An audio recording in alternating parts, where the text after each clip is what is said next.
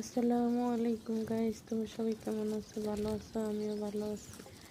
দেখো guys, Saudi আরবে বাংলাদেশের মতো কাঁচা ঘাস নেই।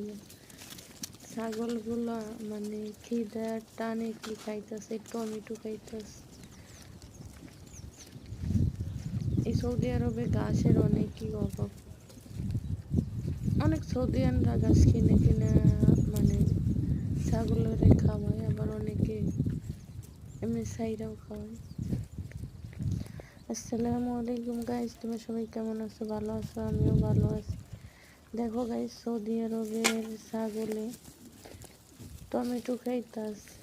সৌদি আরব বলে কথা, দেখছো? সৌদি আরবের ছাগল, তারপরে দুম্বা কত ভিআইপি টমেটো খাইতাছে ঘাসের বদলে। তারপরে শুকনা রুটি খায়, তারপরে ফল খায়।